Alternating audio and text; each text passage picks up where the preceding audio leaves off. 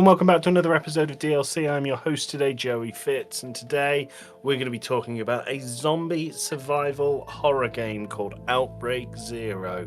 Now, before we get into the episode, as always, I'd like to extend a massive thank you to our friends over at Game.Press and the publisher and developer of Outbreak Zero, Next Generation Gaming.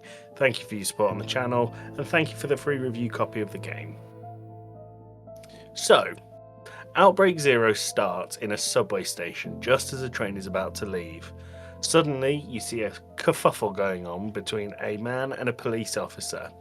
The police officer is demanding the man to turn around, and when he turns around, you can see that he is bloodied and battered and doesn't seem to have full conscience.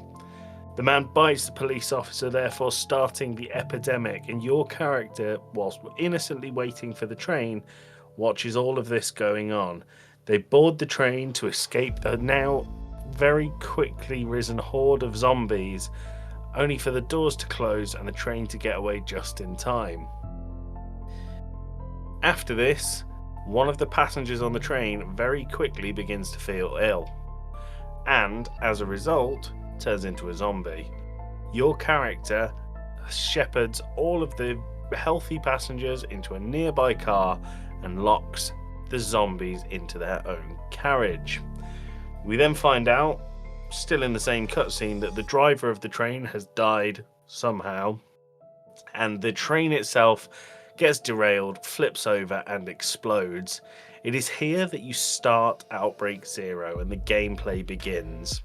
Picture this: a zombie-infested city, a incredibly jacked up model of a man who is running away from a stream of 10 to 15 zombies that have obviously been infected whilst on a building site. The man is carrying a baseball bat with a knife in it, but he's not attacking the zombies. You see all of this and you think that man is running because he has no hope. When in reality, that man was me while playing this game. And the reason I wasn't swinging the bat is because the inputs stopped working midway through my run. There's a lot to like about this game in the design, mainly of the environments. I think the human models are exceptionally janky, and there was moments in the opening cutscene when I laughed out loud because of how goofy the animation was. That was definitely not how it was intended to be made.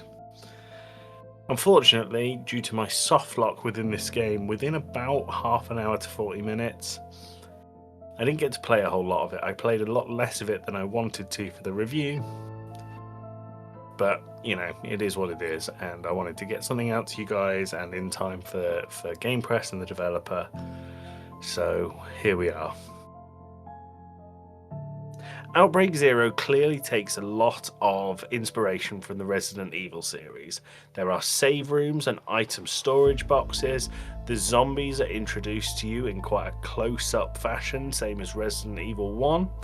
The weapons and the way that you wield them are quite similar to early Resident Evils as well. Now, I was really looking forward to playing this game. I think it looks, in theory, really fun, quite campy zombie horror. I explored and found a weapon and crafted it with a broken knife. So I had a broken knife and a baseball bat put together, and I met my first zombie and obliterated them. Very shortly after this, the game decided that my input for attack, whether that be heavy attack or light attack, would stop working.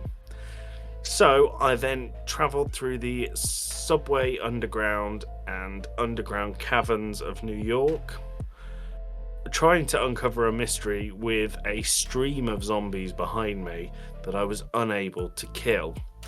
I could find health potions, I could find keys to unlock doors, and I could use the health potions, but I was not able to use the items nor swing my weapon at the zombies.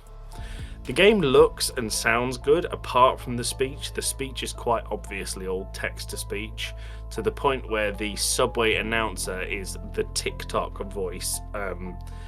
It was very jarring to hear that in this zombie game.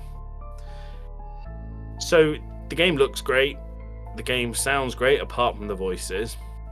The gameplay is fine, the movement is a bit janky, but unfortunately, with the buttons not working, I couldn't get very far into this game. I had to give up after a mere 40 minutes, and I think 20 of those was shepherding a train of zombies behind me, trying to figure out desperately what to do. Unfortunately, in its current state, I can't recommend Outbreak Zero. I will be keeping an eye on it because it looks like the kind of game I enjoy, but as it is, it's not a survival horror, it is a button input horror. That was my review on Outbreak Zero. Thank you very much for stopping by. I've been Joey from the Game Club podcast. Thanks to Game.Press and publisher and developer of Outbreak Zero Next Generation Gaming. I'll catch you soon on another DLC. Please make sure you look after yourself. Bye bye.